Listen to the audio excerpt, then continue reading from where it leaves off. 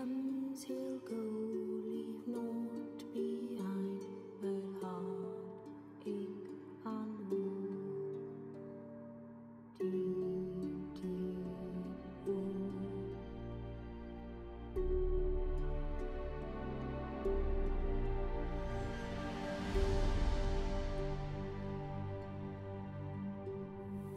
It's all silent for the night. Cows turned in as daylight dies. But when soul lies anxious, wide awake, fearing all manner of ghouls, hags and wraiths, my dear Dolly Polly, shut your eyes, lie still, lie silent, utter no cries as the witcher, brave and bold, paid in coin of gold. He'll chop and slice, you gut and dice, you eat, you uphold. Eat you whole.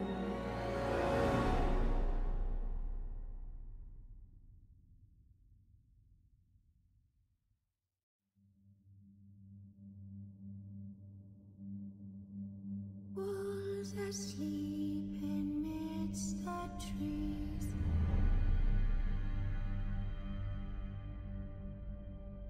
Bats all a-swaying in the breeze.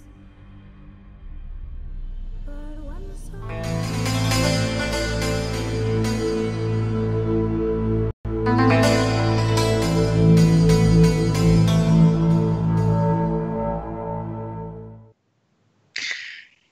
Hey guys, and welcome to this week's Gwentlemen Talkshow. I'm joined by my co-host here over Impetuous Kanda, I should have said Kanda, in the absence of Jaggers. And our guests today are the lovely Stellabrate and Mysling, who, as you can see, Mysling is looking pretty great right about now. How are you guys feeling? Pretty good. As good as you look? Feeling okay, man. Feeling okay. I took a half day at work today, and I'm going to play the pro ladder today, so I mean it's probably going to be not too enjoyable of an experience, but we'll see. Yeah. Great positivity right off the bat. Yeah, I know. Gotta maintain a positive attitude. Yeah, I'm curious. Speaking of the pro ladder, one thing that's kind of the thing everyone's talking about right now is the fact that CD Projekt Red, of course, did release the new season of. If anyone's wondering, I just won my game. CDPR did release the new season of the pro ladder, and controversially, they did so before fixing a lot of the bugs that have kind of plagued this current season. How do you guys feel about that? Do you think that was kind of like do you see it as a major issue? Because all of you guys are pro ladder players. I think it was unexpected. I mean, the fact that it was released literally 2 hours after the other one ended. Like everyone expected maybe at least 24 hours, but it was right after. It was kind of crazy. I think it was a terrible decision. This game right now is there's a ton of game-breaking bugs, and I mean it's dominated by dwarfs. Mm-hmm. So it's who can play the most dwarf games before it gets hotfixed. Yep. It's pretty stupid. I assume literally everybody on Pro Ladder is playing Scoia'tael right now, just trying to get the games in before the nerf happens. Yeah, and I don't know if you guys I don't know if you guys know me, but I literally have 0 Scoia'tael games played, and that will never change. So I'm at an inherent disadvantage. So yeah, I'm fucked. Yeah. Yeah, I mean, I don't know. It's likely that it's gonna be you grind up defections that are good now, and then they fix them, and it's impossible to get them up again if you didn't do them earlier. Exactly. I mean, that's kind of that's almost the worst thing about this is that, I mean, because we know that a change is happening very soon, it even puts more pressure on people to do it while they still can, right? Exactly. If the change wasn't happening at all, it almost wouldn't be as bad. And that also means that it's going to be mainly mirrors if you try anyway, so it's doubly stupid. Yeah, that's the worst part, the mirrors. Like, even if you want to try hard and do good, just learning to mirrors where you don't draw Aethling and then you just lose because you don't draw Aethling. So it's even annoying, like, trying to try hard. So it's definitely not great right now. Anyway, I mean, now that we got that out of the way, obviously we haven't had Mysling on the show for an extremely long time. Nobody will remember that episode. And this is Stellabrate's first time, unless he was on sometime that I wasn't here. Oh yeah, it's my first time. Okay, good. Thank you. Okay, so let's hear a little bit about you guys, starting with Mysling, a little backstory for people that may not have heard of you. I mean, I guess I've just been around for a long time. I've been playing like decently well, but I haven't been like annoyed to work hard enough to actually get to anything. Well, for those of you, I'm a bit lazy about that. For those of you who haven't played like that long ago, Mysling was very infamous, particularly when the Nilfgaard faction launched in February. He had like the top Nilfgaard deck of the time. Some of you guys may remember that back. Stellabrate, how about you, man? This is actually my first card game that I've ever played in my entire life. I used to play Dota 1 and Dota 2 like religiously. I played it for so long.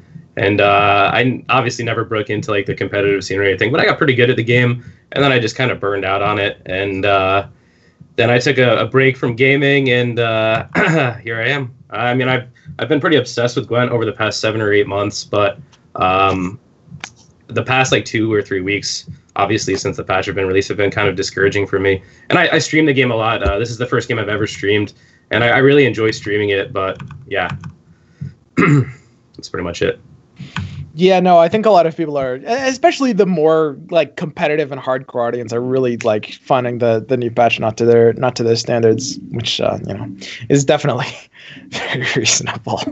I mean, I think we can expect a hot fix fairly soon, though. I mean, considering the state of the game, and I mean, it's more the fact that it was right as holiday started, and obviously the timing could not have been worse. Yeah, and so you probably read their people as well. They have families, they have children, they have people to go home to at Christmas. So it kind of makes sense that there's like this kind of gap where we have like a pretty interesting game of Gwent right now, but I think it'll change pretty soon. Yeah.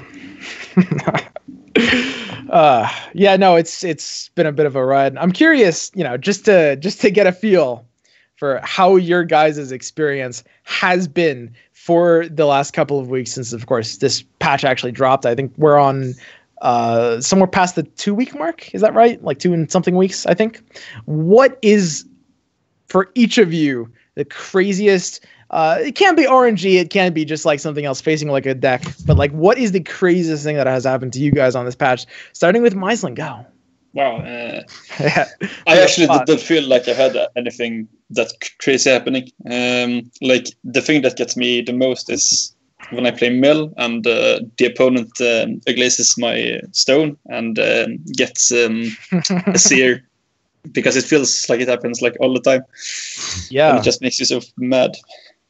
Yeah, Stone Summoning Circle is just really, really common right now, to the point where mill decks are often having to cut a seer just for that reason, which is, So Summoning Circle has kind of, I'm curious what you guys think about this card, actually. Let me just to kind of interrupt this just for a second. Tangent, Summoning Circle, do we think it's a problem, yes or no? Like in terms of when it's so prevalent to copy spies. I mean, yeah, I think the card's been like a problem all the time, but it hasn't been as obvious as it is now. Yep, that's exactly what I would say. Yeah, I think in this current meta where sometimes you're seeing like 4 to 5 spies played per game, it's pretty enraging. And in my opinion, you should only ever be able to play a silver spy 1 time per game, because you can't get rid of silver spies, because if you do, then carryover becomes the next huge problem. So that's my opinion. I think it's fine to an extent. I mean, the problem now is also that all spies are now 13. So when you Summoning Circle a spy, you have like the Igni target and the double Scorch target every single time. It's not like 12 and 11 or 11 and 13. So I think that's one of the bigger problems. And also kind of the cards that Summoning Circle supports with the spies coming out, like Cavalry, for example, in Northern Realms. But it's a risky card to run if you don't get a spy. You get like a mediocre bronze target sometimes. So there's decks that can really kind of abuse that card, but I think it's an interesting card in the meta, to be honest. Okay, cool. Anyway, Stellabrate. Anything crazy happened to you in the last couple of weeks? Oh, I'm glad you asked. I was playing an Axeman deck against Squirtle, of course, and this dude creates. I play Ragnarok, or my Golden Weather. He creates a scout. He clears like the big row. I play Skellige Storm. He plays his Runestone, gets Ida Amin, and then I play my next Golden Weather, and then he had glazed and got a Runestone, and then got Gremist. And then I literally stopped playing the game after that and just went outside and like took a walk. I was fucking enraged. So yeah, I mean, situations like that are just fucking terrible, man. Yeah. Panda, anything? You got anything for us? No, I mean just the standard, 7 spies in a round 2 kind of thing, but nothing too flashy. I think we've all seen it this patch. Yeah, no, we sure have. Yeah, I mean one of the big things that has been happening recently, of course, is that with the end of the pro ladder, we will have a segment where we're kind of talking about the patch and how we feel about it. I can sense that Stellabrate particularly is. I mean, I'm sure all of us are unhappy with certain aspects of the patch, but I sense that Stellabrate may have some things to say in terms of the attractions for it. But one thing that we have to talk about here is that with the end of the pro ladder season and the transition to the new one, the Gwent Open number 3 participants have been determined. We have Azikov, Kolamon, Hanachan, Game King, Iceloth, Super JJ, and C Mel. And I think is it correct that is there one more player that hasn't been determined yet? I'm actually not sure if there's an 8th player. I think they're all determined. I mean, it's just the top 8. Tailbot got out because Sloth went in, and then I think Game King is the one you're missing. Yeah, no. I mentioned Game King. It's Shaggy. Shaggy. Yeah, that's right. Okay. The elusive Shaggy. I'm curious how you guys kind of feel about that matchup. Honestly, there's not a lot to talk about, but are there any players here that you guys think are maybe a little bit better than the community feels, or maybe a little bit overrated? Because obviously people are basically just making predictions off of the results that we've only seen in a handful, and I really do mean a handful of other tournaments in the past. Yeah. You guys have any feelings as to who might be a little favored? I think Azikov is finally going to break his curse. I'm gonna bank on him this time around. I mean, he's proven he's very good on ladder, and I think at some point that has to transition into tournament play as well. So he's had a bit of bad fortune in some tournaments, and then he's also played under his level, I think, in other tournaments. So you can't just say it's been bad luck. But in general, I think it's his time to start performing. Yep. I mean, it's mostly the same faces. I think the only new guy is C-Mel. It'll be exciting to see how he plays and what he brings to the table. I'm sad Tailbot didn't make it, man. I love that guy. He's he's pretty interesting. But I think, in my opinion, the strongest players in the field are probably like Game King. Game King's a fantastic player. I do think Adzikov will break through eventually. I think it's kind of like snowballing, like Panda said. He's gotten some bad luck, and then on top of that, now, like, he's probably putting an expectation on himself to get past the first round, so it's putting a lot of extra pressure. So, I mean, I hope it happens for him. So those are the 2 players I'll probably root for. Yeah. Yeah, me too. I'm happy that C-Mel's getting somewhere as well. He's been around, and it's nice to see him getting into big stuff now. And Adzikov, I'm kind of curious that like at what point do you start doubting yourself? Like if you go to like a number of events that always go out right away, do you like start feeling down and like start doubting yourself, or like how easy do you think it is to just shrug it off? Yeah, I mean, it might be a difficult curse to break, honestly. I mean, we'll really have to see. Although I do feel with Panda and Stellabrate that I hope he is able to, because I think he's a great player. I also feel like Kolamon, of course, really kind of like established himself as a very good player in the last tournament, the Challenger 2. He did very, very well there. And I also feel, and this is maybe a bit of a hunch, but I feel like people are underrating Iceloth a little bit as well. He's been like a very, very good ladder player that I think a lot of players haven't really kind of like known as much about compared to these others so very recently. Yeah. Anyway, now that we've gotten that out of the way, we can talk about this patch. And, you know, I'm quite curious because, of course, we've been talking about the patch, you know, for a while on and off. But I'm quite curious if you guys had any specific things to say, because I haven't heard all of your opinions, actually. Panda, since you haven't been on the talk show, I'd love to hear how you guys feel about the patch. Now, obviously, it's gonna be negative, but I want less of a general feeling and more of an idea on kind of solutions, because right now people have different solutions for spies. For example, Stellabrate was saying, you know, silver spies could only get that effect once or something, you know, spies not being created from Runestone. How do we feel about the solutions to spies, the solutions to Ithlin, and maybe even dwarfs as a whole, starting with Panda? In terms of spies, I just remove them from the create pool, to be honest. Everything else I think can kind of be countered. Like if they play Summoning Circle into your spy, then they had to detect that card in and kind of you played a spy as well, so it's not just they just pulled that out of their pocket. You know, you played into them and they played Summoning Circle back. So I think it's fine. But the create stuff like him or Haim, I don't know how it's pronounced, and the rune stuff is kind of just too much, I think. Yeah, an outlaw. Yeah, I mean, so and feel free to add if you want to, like your general like feeling about the patch. Like, are people overreacting when they say that it's bad? How do you feel about the level of RNG as well? Like, what do you just total feeling? I think the create stuff is fine to an extent. I think it adds a lot of like the games are very different. Sometimes there's some polls that are obviously the greatest, like the best choice possible, and it kind of decide a game. But other than that, like Elven Scout cards like those, I think they're interesting. They make the games, you know, a bit more spicy, which might not be a good thing for competitive play, but I think it's interesting. I mean, because you saw like mirrors back in closed beta where it was like this same exact play is made for like maybe 10 turns in a row. Yeah. And then just like a lucky draw would decide the game. So I don't know what's better, like a lucky draw decides the game or a lucky create. I don't know. But in general, create could be maybe fine-tuned a bit more, but I think it's a good mechanic to having Gwent if it's, you know, kind of controlled. Other than that, I think it's a bad patch because of the bugs more than anything. Things that shouldn't be in Gwent, things that, you know, should be tested and then obviously fixed quickly, but because of the Christmas period, it kind of messed that up. But other than that, I think it's going to be an interesting patch if everything gets kind of fixed. You know, the stuff that's like really messed up. Yeah, Stellabrate, man, you seem pretty opposed now. Is there any saving grace of this patch? Do you think there's anything that you might feel is fair about it? I mean, so overall, I think this patch is fucking garbage. But the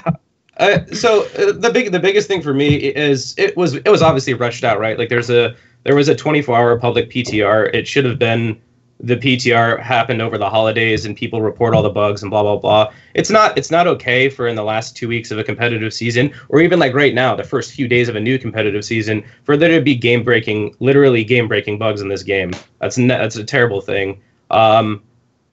So there are some good things that were introduced. Some really cool mechanics that I really like. I love the dual mechanic. I think that mechanic's great. Yeah. That mechanic. There's a lot of really cool cards that were introduced. Some lore changes and shit like that probably I don't really understand why they happened. I think the average Gwent player can probably figure out, you know, a clan hunter from a clan Brockvar hunter. It's not like, you know, rocket science or anything like that. But the create mechanic, again, there are some good things about it and some bad things about it. I'm telling you, it feels fucking terrible when you are on the losing end of the create, shall I say? When your opponent, and especially when it's pulling from a giant create pool, and your opponent has 20 cards to pull from or something like that, and they pull the perfect card. That's a terrible feeling. Things that we thought weren't going to be competitive are competitive. Like Shoop is a competitive card. Who the fuck thought Shoop would be a competitive card when that came out? I know everybody in their card reviews is like, oh yeah, this card's a meme. It's a competitive card right now. I don't know how I feel about that. It's kind of crazy. Well, I mean, it's only mostly competitive kind of because of the state of the game and the powerful decks kind of leaning more towards just individual powerful cards rather than like heavy on archetypes, right? Yeah. So, I mean, it seems like what the strongest decks are right now are literally majority solitaire decks that can vomit points on the board. Yep. Which is pretty stupid, and it's not it's not fun. And that's why like a lot of people, you know, myself included, have lost like their motivation to like stream as much or play as much. Because I'm telling you, dude, I streamed like 5 days a week on the minimum, and I played this game an outrageous amount. And the past like 2 or 3 weeks, I think I've streamed like 4 days or something. So yeah, I don't know. Same. Yeah, well, I mean, hopefully the hotfix will be a nice oasis from this patch. I mean, we have no idea what's going to happen, but I personally hope that while the devs have been away, I know many of them do still kind of do their duties and like keep up with the game and like think about like what they want to change. And I hope that means that the delay will mean that whenever they do patch, which I think will be in the next 7 days, they will take the time to rebalance a few things. And of course, after nerfing the dwarf archetype, empower some of the weaker ones as well to establish more diversity. Mysling, how are you feeling, man? I feel like most of the goals that came in this patch are pretty great. I can't really think of anyone I dislike, except create ones being able to pull spies. I think the rune stones could just be axed, all of them. Like I think the design is pretty lazy, and I think they're definitely the biggest like bad create RNG cards, I'd say, because the pools are so wide, and so like getting a good pull can be game winning in a much higher degree than other creates can. Yeah, because the silvers are like weather clear, spies, locks, etc. Yeah, very high impact. And like dwarfs, you get another Barclay or something, and it's pretty much great. Other than that, I'm pretty sad that most new bronze cards feel super bad. I can't really. I can barely think of any new bronze cards that are like stand out in any decks now, except Skellige. It feels like it's just old bronze cards, and then that's pretty sad. Which means that decks don't really feel new, even after we got like 100+ cards. It's kind of old decks, but with new gold cards and more create stuff. Yeah, that's exactly right. Like a lot of the new archetypes that they really like looked like they wanted to push by giving them a lot of tools just came out of the gates very weak. These are things like Moonlight. These are things like, you know, Cursed, even stuff that just kind of eventually fell off from better options like Relics. Just felt like they didn't really have the impact that they were meant to have. And it's my personal hope, and maybe this is optimistic, but it is my personal hope that they will be able to address this in the next in the coming patch, like which should be hopefully next week. Because that's one of the methods of development can be to kind of err on the side of caution with release and then just kind of buff up until they're at the right level. And I really hope that's kind of what they're doing with this, right? And on that note, I'm actually curious. We have a lot of new stuff in the game, right? We have Kirstenar, which, you know, we have a lot of new, relatively not good stuff. Let me just put it out there like that, right? And I'm curious what of those new things, and even stuff that kind of existed before, like relics in a small way, what of the more empowered archetypes are you guys hoping that CDPR will like take another look at and like start empowering? Like, what were you excited by and hope that it will actually become competitive to a degree? Any ideas, Panda? I like Kirstenar a lot, the concept. You know, some of the cards and the card art and stuff, it looked, you know, really interesting. But yeah, it's a bit underwhelming. I think Northern Realms in general is in a very bad spot right now. At least for me last season. And I mean, you can play Hansel with Scorch and stuff, but I just personally don't enjoy that deck too much with Bork. So I didn't really play NR too much. I played some 40 card full test with Hubert, and that was fun, but not very good. Yeah. So you're just basically hoping for Kirstenar. That's what you're hoping for? Yeah, just Northern Realms in general to get a bit of a revamp with the next hotfix or patch or whatever is coming. Okay. Stellabrate, you got anything? And these can be just like individual cards as well. They don't even have to be like archetypes or factions. I'm kind of in the same boat. So what he said about, mainly a Northern Realms player. That's my favorite faction, and Cursed NR, like it doesn't have any units that support the archetype, right? Like there's no unit. Yeah. There's no unit that if you play, you don't get incentivized to play more cursed units, basically. Exactly. So it's not really supported, and I prefer like a control heavy play style, like interacting with my opponent's side of the board. And right now, the closest viable NR deck to that is Henselt. So yeah, I'd love to see like the control Radovid Bloody Baron days come back. That was my favorite deck that I've ever played. So I'm hoping that maybe some more control oriented styles of play can come to the forefront, because again, right now it's just solitaire points. I honestly think Cursed is kind of surprisingly close to that. I feel like they just need like one or two solid tools, and I mean they are a lot closer than I feel most people would imagine right now. Revenants have potential. They do. Yeah. You got to be careful with them, because if you tune them too much, they can get out of control. So. Exactly. Yeah.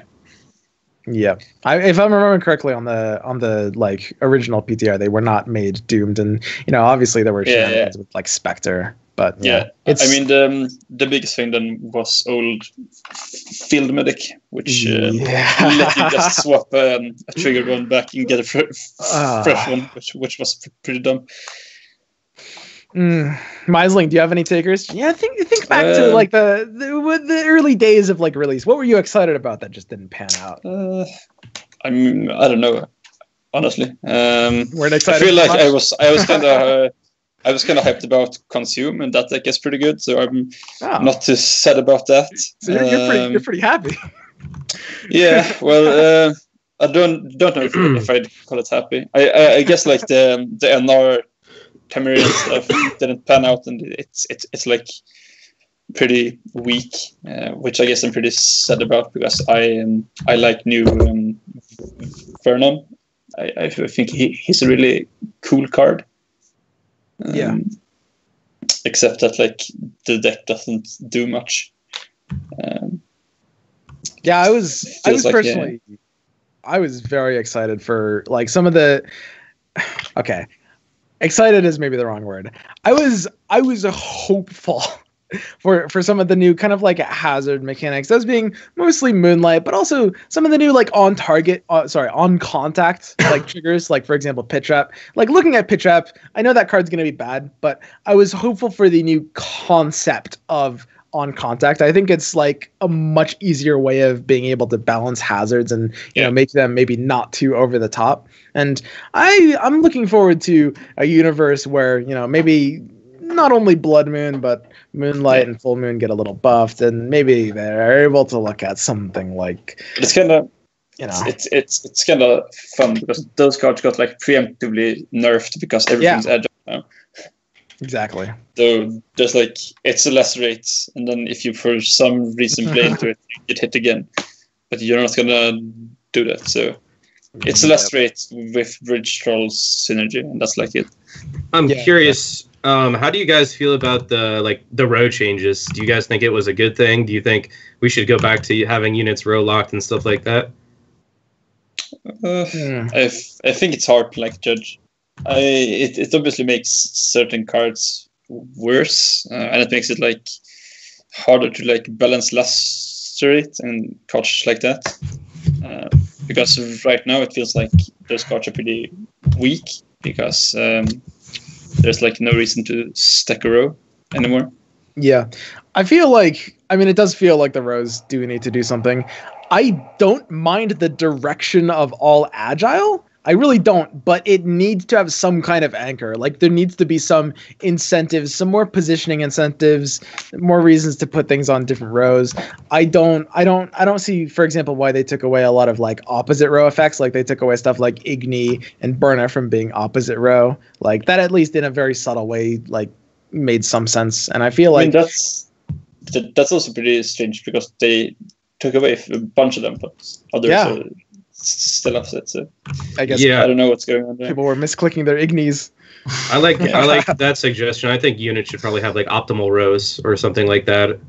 That would be a cool, add a little layer of complexity. It'd be nice. But honestly, without any additional incentives, as it is right now, I don't really feel the need for everything to be agile. Like when hopefully they will, eventually add these kind of these incentives and these like nuances on top of the agility, and then it'll be totally fine. But until then, it does feel a little weird, I would say. Yeah.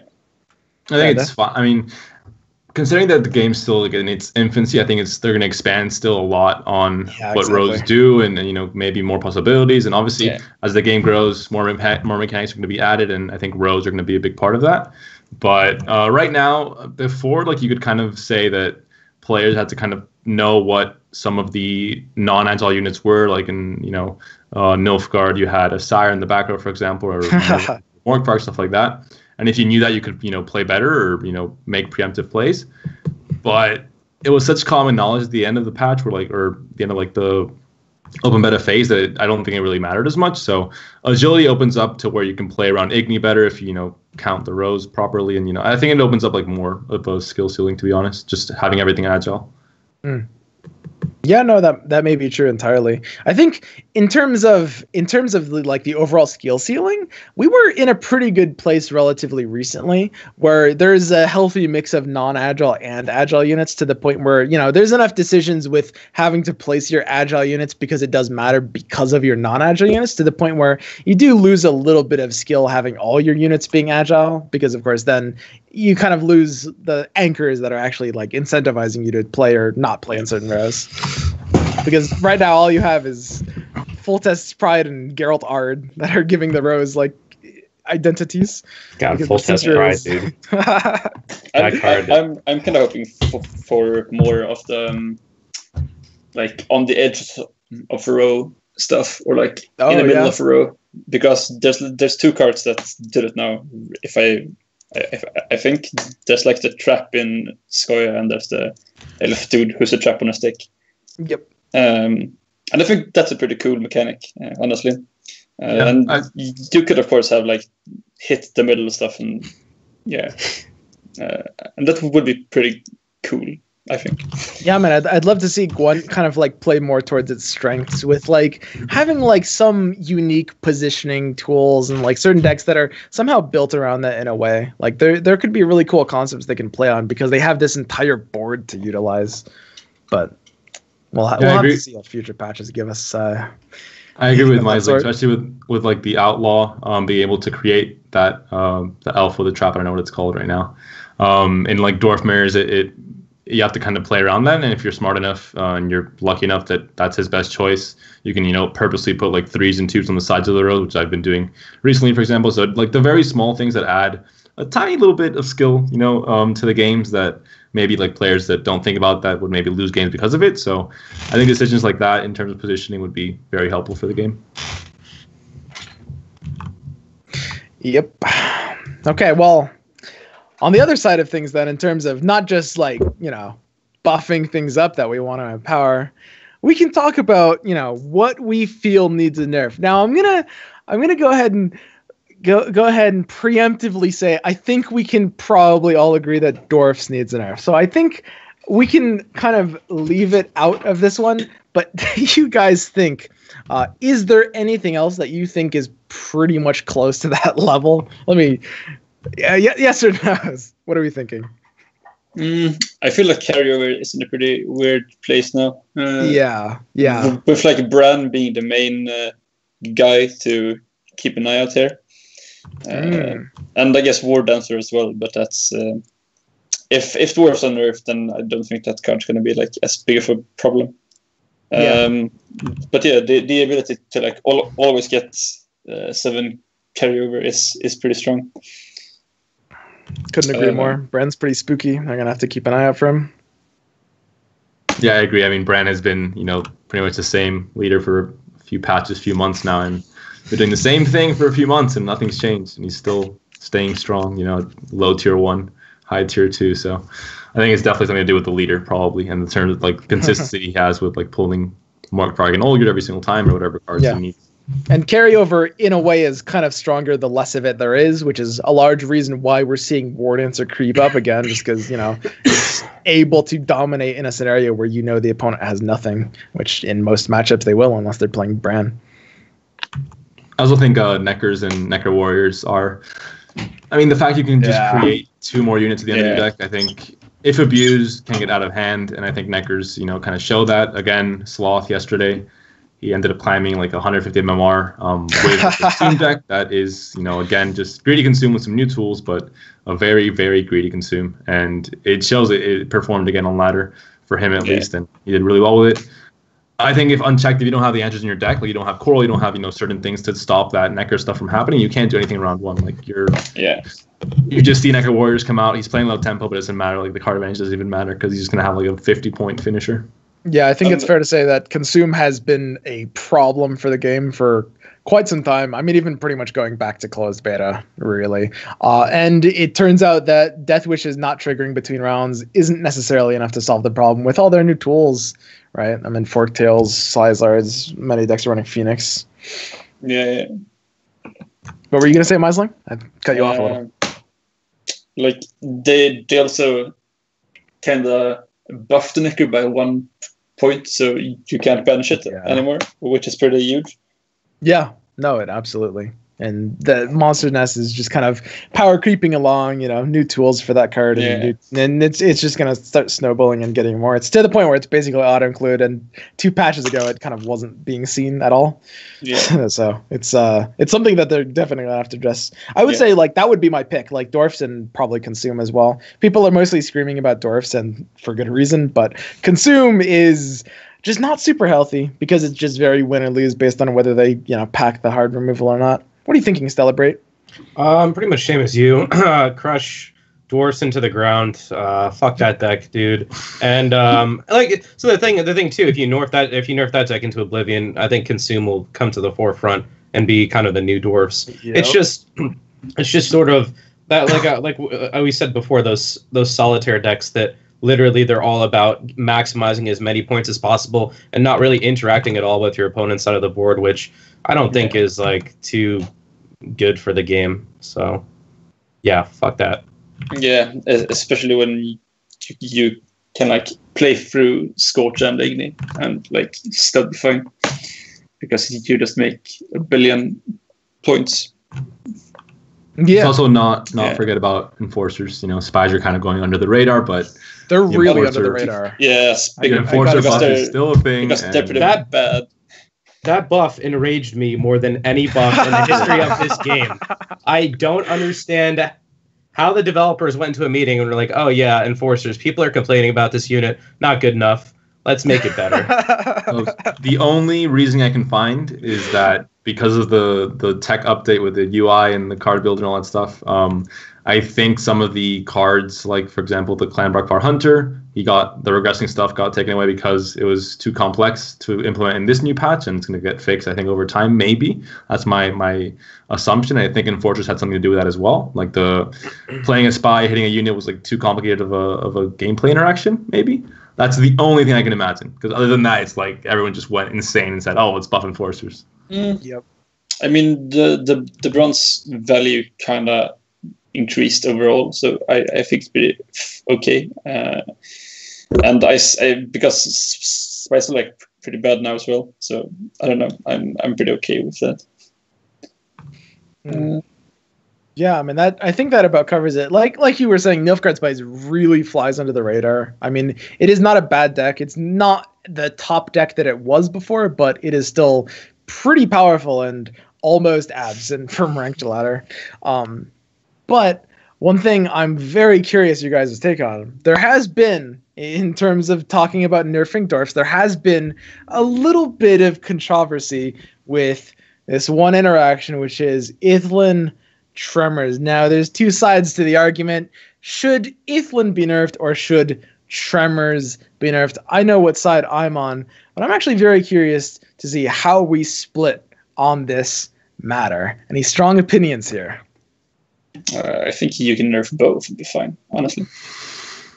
I think Tremors can get a cap. I mean, we've seen pretty much every unit in the game get some kind of cap, or every spell and card. Most of the cards have like, hit X units, like a Runestone hits 10 units, not hit every unit for 2, or and Tremor capping at 12 units, or something like that, where it would get the initial bronze value plus the mechanic where the 6 strength unit spawns as well, so it would be like over bronze value. I think Tremor is the kind of the problem. Okay. Well, I gotta point out one minor thing is that if you do cap it, it becomes very RNG, because if they have like one strength card, then hitting it or not will make a really big difference. Yeah. But that gives you either the 12 strength bronze, spell, or the 18 strength if you're lucky or prepare it well enough. Yeah, but that's a pretty big difference. Yeah, that's true. I think I'd prefer if you could reduce the strength of the golem. Yeah, I actually kind of agree with that. That's true. I think reducing the strength of the golem could be a better solution. I don't know. What are you thinking, Stellabrate? I think it's Tremors that has to be nerfed. Ithleen wasn't a huge problem before this Tremor buff. Tremors is way too strong right now. And yeah, I mean, whatever way you nerf it, reducing the golem probably is a better solution that's less RNG heavy. But yeah. What decks are running Tremors outside of Dwarfs? X-Men sometimes do, I think. Yeah, X-Men sometimes do. Other than that, not really any decks. Or other decks with Iflin. Yeah. I feel like it's kind of unfair to say that Tremors... I'm actually going to go ahead and play devil's advocate, because I want to make an argument that Ithlin might be the better target to nerf. That being said, of course, I'm in no reason outside of the position that Tremor's Golem could come down like 1 or 2 points, absolutely. But A, I don't necessarily feel like Tremor sees any play without Ithlin. And B, while it's absolutely true that, as Stellabrate put it, exactly right, Ithlin was not a problem before. It's only because it had really 2 cards to play, and one of them was Epidemic. And I mean, it was basically Epidemic and Quen and Thunder. And I think that they, because of Ithlin's design, are forced to intentionally keep the power level of the cards it can pull, which are the entire bronze spells, very, very low if they don't nerf her at all. I don't know. What do you guys think about that? How do you nerf Ithlin, though? I think that's true. So, I mean, what you could do, I guess, is have Ithlin only be able to pick from a certain pool of cards. Maybe she creates it or something. I don't know. Could be.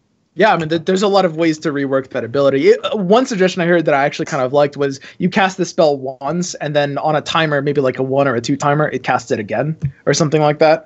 There's interesting ways to tweak that ability, but I think if that ability doesn't go tweaked, it does really impede the design space of the bronze spell tag. And I also think that Tremors on its own isn't really stronger right now than something like Lacerate or Mahakamail or a lot of other bronze specials. I think it's really Ithlin that's kind of causing the issue. Yeah, true.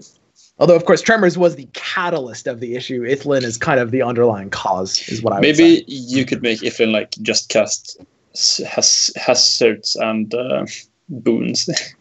Yeah, I mean, could be, because those are kind of always intentionally lower to the point. And of course, they're going to be adding more of those to the game. That being said, it does feel kind of like a shame, because I do like the design of the card, and I wish it were more interesting than just casting 2 hazards or boons. Anyway. I guess, I mean, I guess we're mostly in agreement that Tremors could come down a little bit, but I don't know. I don't see it as the main cause of it. If it is the big one. Also, the fact the pool that Ithlin has right now is so small. Exactly. You start looking through the spells, and you're like, is this a spell? No. And there's only 3 or 4 things you can actually use. So it's 3, right? It's literally Epidemic, Thunder, and Tremors. I'm pretty sure there's no other spell. Quen is in the graveyard. Yeah. And it was 3 before it too, because, I guess it was 4, but you weren't really going to pull those cards. Yeah, and I think, Ithlin could be part of the reason why they haven't really added any spells, because they kind of can't with that card in the pool. Mm-hmm, but yeah, obviously the interaction is definitely something that's really causing a lot of problems on ladder right now. It's doing a lot of carrying in terms of not only dwarfs but also the Shoop decks that we're seeing pop up. And I'm curious, apart from Ithlin Tremors, we have a meta that's kind of it's developed to the point where I guess at this point you could basically say it's stagnant just because the power levels are a bit off. So it feels like it has a hard time really developing too much past this. But we are at the point where we're able to kind of look back and reflect on the last few weeks. Excuse me. Do we think that there are any like bronzes, silvers, or golds, any cards of any kind that from the kind of release of the midwinter update, and I guess this would be exclusive to new cards that they've added, like from the midwinter update, looking at like the new cards they added and all the previews and all the like guesses that people had, what do we think are cards that like went very overrated, went very underrated, or cards that you personally overrated or underrated? For example, I mean, Yorvith Meditation is a pretty powerful card. It absolutely is. I might say that it was overrated a hair though. Like, don't get me wrong, the card is very good, and it will counter stuff like Neckers extremely well, and it'll be seen in most competitive decks. But when the card came out, there was a really, really major response that it was like people were thinking that it was going to be effectively what Ithlan Tremors is almost. Yeah, I think Selkirk was maybe overhyped. I wouldn't say overrated, but maybe because of the card art as well and the mechanic. Everyone, wanted to play Selkirk and be that cool kid playing Selkirk. But I haven't seen it much in ladder, so I have to say that card kind of didn't get much popularity in the past few weeks. And also Shoop, of course, is the big argument where he was supposed to be a fun card, but he's been played in top 10 ladder decks. So yeah, Shoop was probably the single most underrated card. Celebrate Mysling. So yeah, exactly what Panda said. I did a review thing before the patch came out with Insangfa, and I thought cards like Shoop were just going to be a meme, and they ended up being pretty good. And then I remember, I know, and everybody thought a card that people were getting like insanely overworked up about was probably Geralt Yurden. Yeah, that card glows. I think I've seen it played once. They did show it in its form. It was 10 strength entire board. It did get fixed. That's true.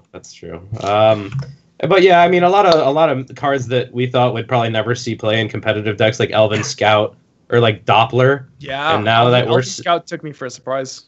Yeah. Now we're just seeing them all over the place, so it's kind of Elven Scout was the one that I personally probably rated the least accurately, just because I didn't really think about it the right way. But I mean, at the end of the day, I kind of likened it afterwards to Unstable Portal, where if you take something random and give it like a point boost, Unstable Portal, Hearthstone equivalent, being not a point boost but a mana discount, it still ends up pretty good. And that's kind of what we're seeing with Elven Scout. Like 2 points can make even bad bronzes good.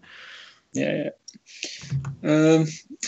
I'd say it's kind of hard to judge because a bunch of cards that I feel are good now and were bad earlier is because they were like changed, like Isengrim, Outlaw, and the Northern Realms guy who's kind of the same thing, Kian, where they like changed them from create to pull a card and create, and those are obviously pretty good now and weren't on the preview.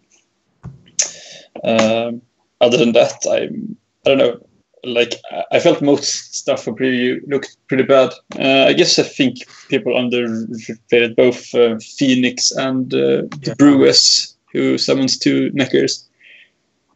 I'm just literally just for those cards being able to fit into the archetype, that one deck.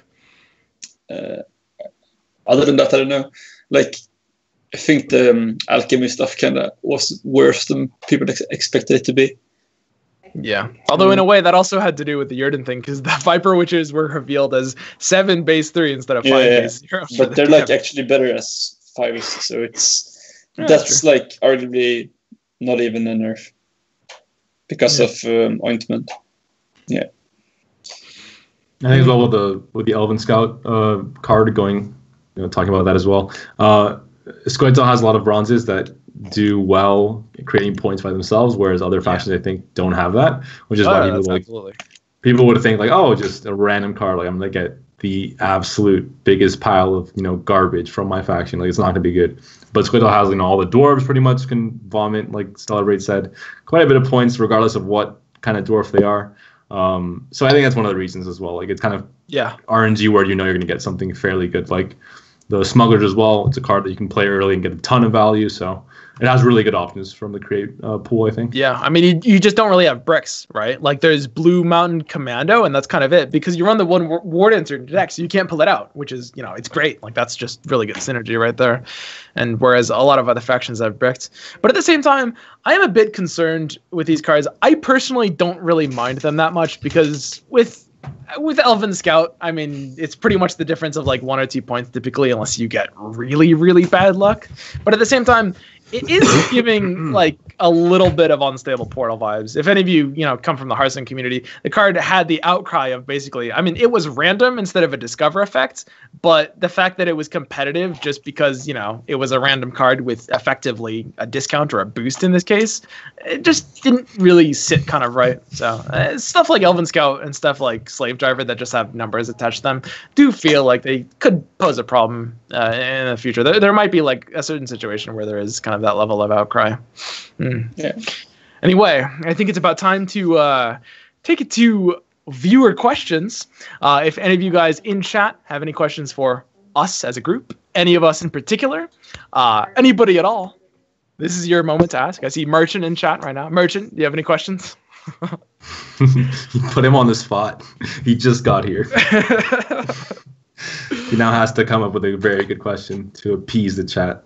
Yeah. And one quick thing before we, pick any questions for you guys, this is just a random thing. Have you guys seen any particularly crazy Umas in this patch yet?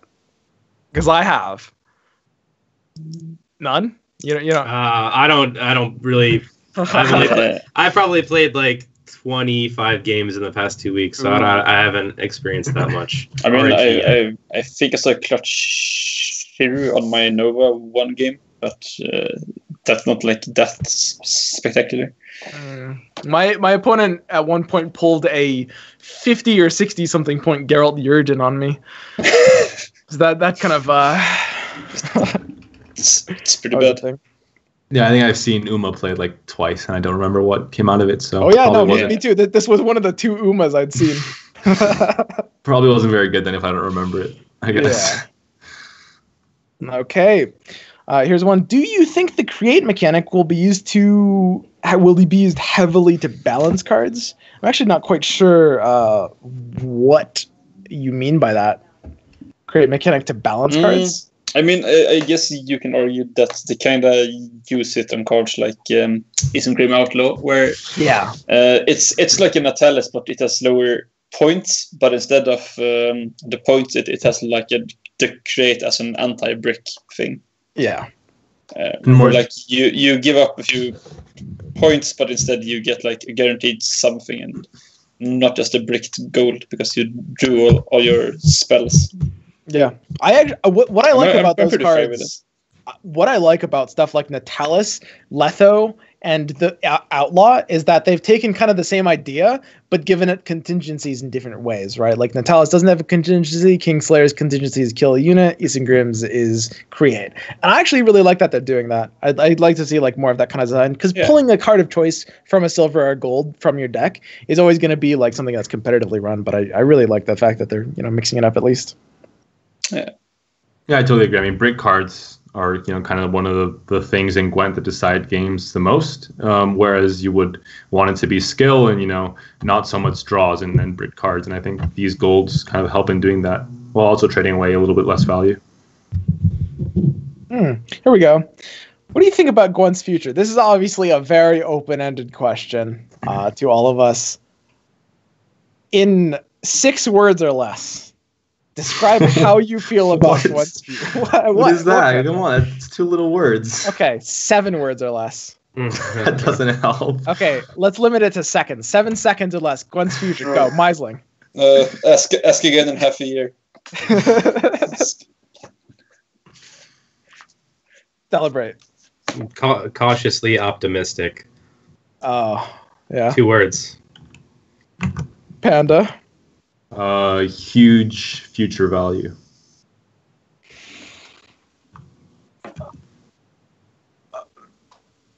Dangerously optimistic. You're gonna hurt yourself with your optimism. I probably am, Panda. That's just the thing. Oh, here we go. The follow-up to the question on create to balance things, like how Monster's Nest may be turned into create card, or something like Eridan as well, I guess, in theory. I kind of like that there's both in the game, and I don't see like a reason to remove one or the other. Yeah, I mean, there's kind of no need to homogenize, right? Like, it's okay that, for example, in the same way that Natalis doesn't really have a contingency, it makes him a little more unique. It's kind of the same exact logic. How do you remove the spies problem? What do you think is the spies problem? I personally like, I mean, there's been a lot of pitched proposals. There's like, make them gold, delete them from the game, make them only played once, prevent them from being creatable. I actually think I like all of those options except for the last one. I think that even if you remove them from runestones, they're still posing a problem with cards like Summoning Circle and cards like Yennefer Enchantress, and like they're always just going to be fundamentally abusable cards that are only going to get more tools as the card pool expands. That I feel like one of the other options is going to need to be applied.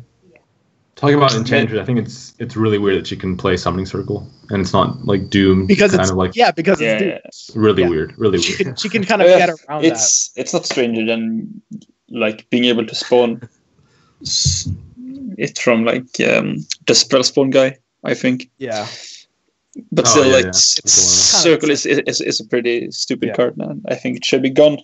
Someone asked what we think about Henselt this patch. I think that's a really interesting question we haven't really talked about, like with Winch and stuff. Yeah, I know Stellabrate, and I assume Stellabrate, you're a Henselt player. I don't know if you've played it that much this patch actually, but I've been playing it a lot, and it's I think it's pretty good. It's probably Northern Realms' best option. What do you think, Stellabrate? Yeah, I completely agree. I think if there's any one deck that would kind of be holding Northern Realms afloat right now, it's probably the Henselt deck. Yep. It's probably high tier 2, somewhere in that area, maybe low tier 1. It's a really high skill cap deck too, so if you pilot it really well, you'll probably get pretty good results. Yep, I might put it low tier 1, but it's right on that border. Yeah, I agree. I think the Winch stuff is kind of iffy. You mean it probably shouldn't exist, is what you're saying? I think Winch is fine, but I think Winch pulling a unit and then pulling 3 units from Henselt is kind of borderline. Like, it's not a hard combo to pull off, and maybe Henselt should have like a up to 2 tag. Yeah. Or like the Winch has like a I don't know, some kind of tag that indicates. Yeah. I think in the future it could be a problem, but right now it probably isn't. But it can definitely be. Yeah, exactly, and it could definitely be a big issue in the future. Yeah, no, I mean Henselt, especially because they have had this rule in the tournaments now where you can choose the coin flip based on which side you choose.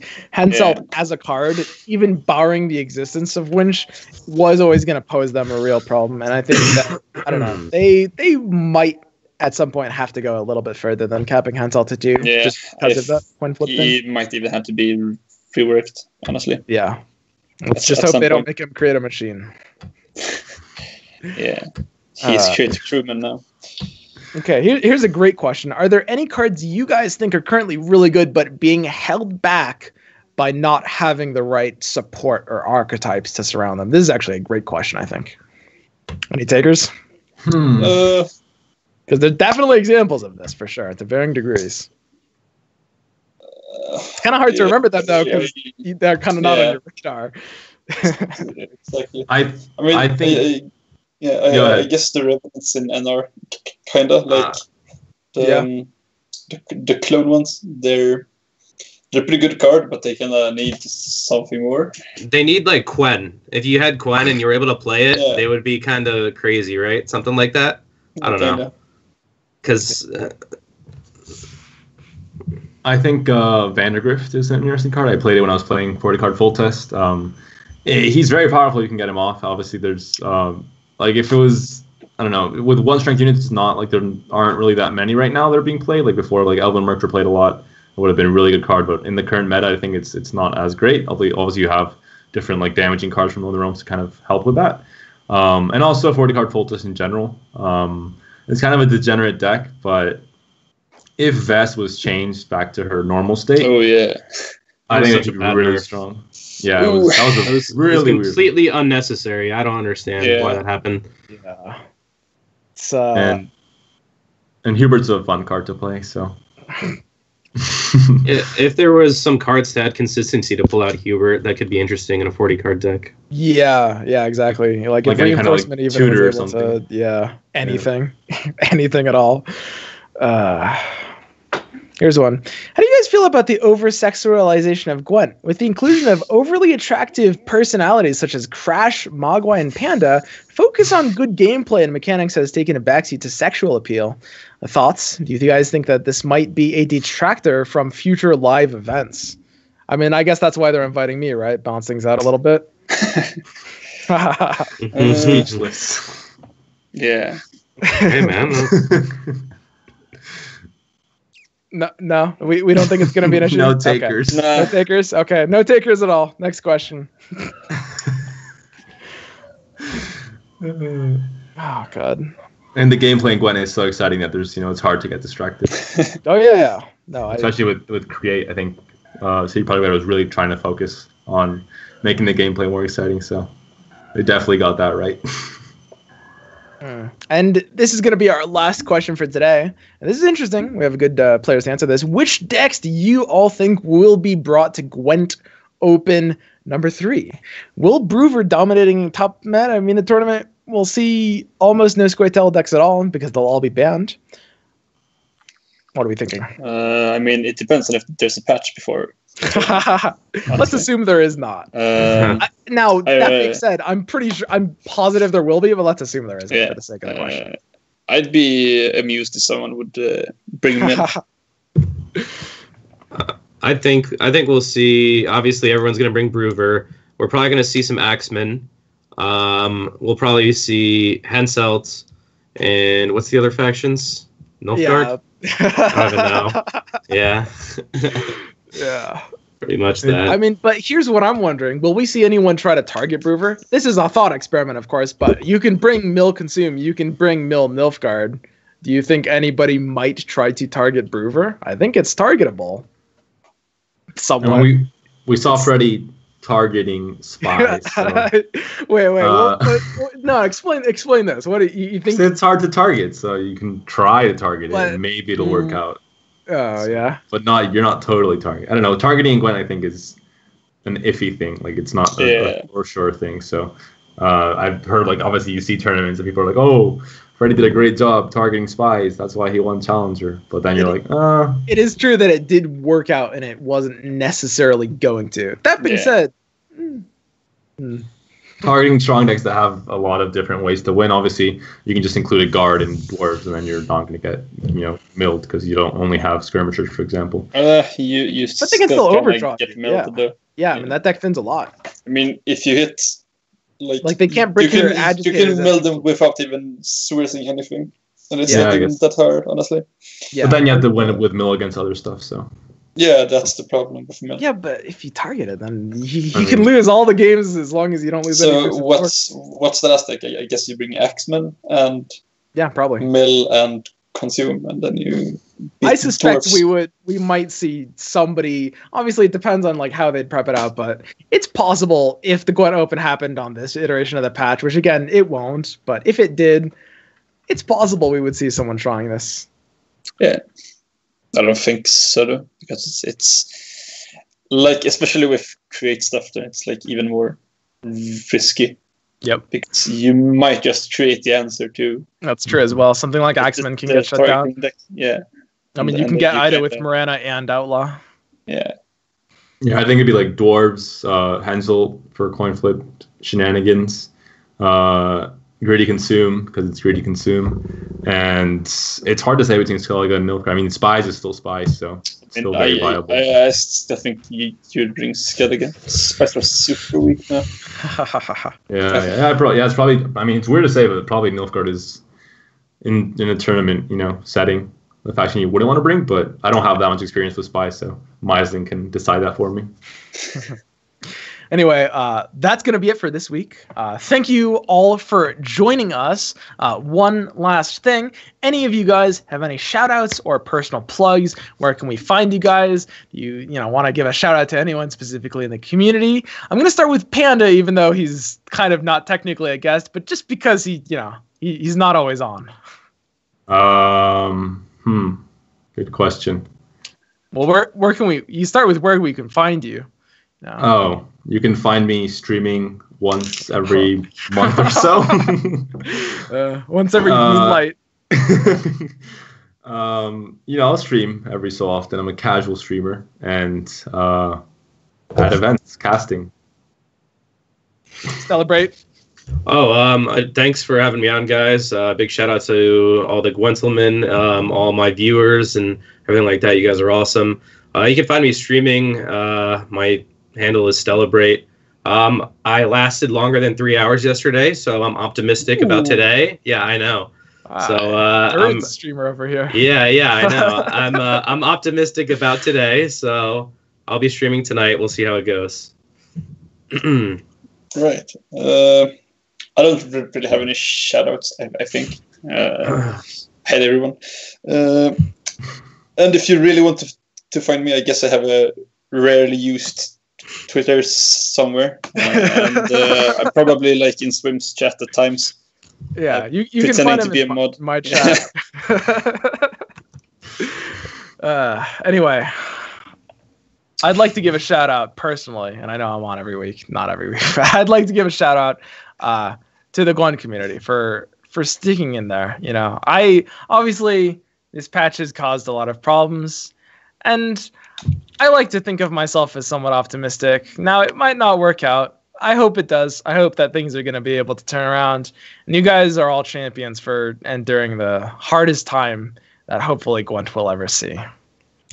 Anyway, that's going to be it for us this week. I will see you all. We'll all see you at the everyone wave. Just do it. Just goodbye.